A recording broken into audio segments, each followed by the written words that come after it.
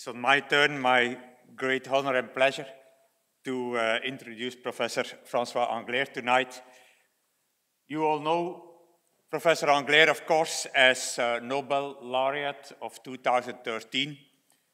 However, the Nobel Prize in Physics is only the last in a long list of national and international recognitions of the theoretical brilliance of his work. This goes from the most prestigious Belgian National Prize, the Franqui Prize, which he received in 1982, to the Prize of the European Physical Society in 1997, the Wolf Prize in 2004, and the Sakurai Prize in 2010, but this list is not even complete.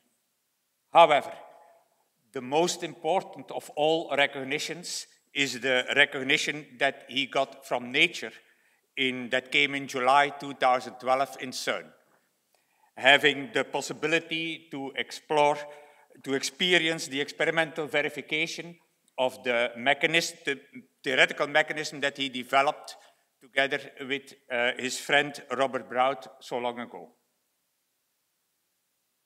I know Francois since the 70s, when he and his now deeply missed friend Robert Brout were the central figures in theoretical high-energy physics in Belgium. Francois had been in Cornell University to work with Brout, and when he came back to Brussels in the early 60s, Robert Brout came too. Soon thereafter, they developed their most important contribution to the understanding of the structure of elementary particle physics, completing what we know as the standard model of particle physics. Francois will tell us more about that this evening.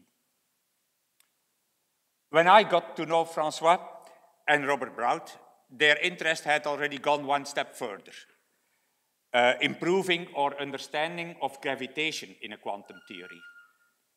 Gravity is a missing force in the standard model, and we believe that string theory will encompass the standard model and gravity.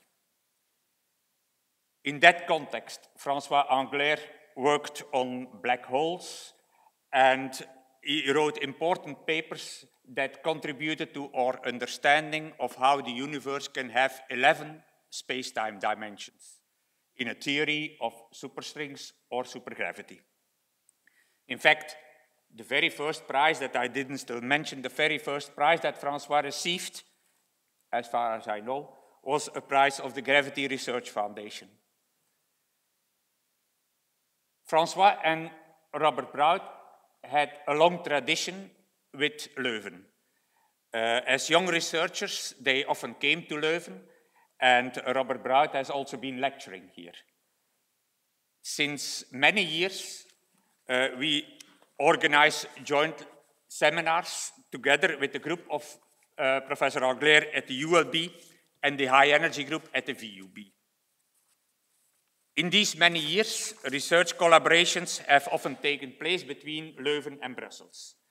And we hope that we will be able to fortify and strengthen these common efforts in a new BEL Institute, which stands for Brout-Englert-Lemaitre Institute, making effective use of the resources that we have in Belgium, and specifically in the high-energy groups in Leuven, Louvain-la-Neuve, and the two Brussels universities. Such a BEL Institute would be an important step to ensure that Belgium remains an international top player in this field.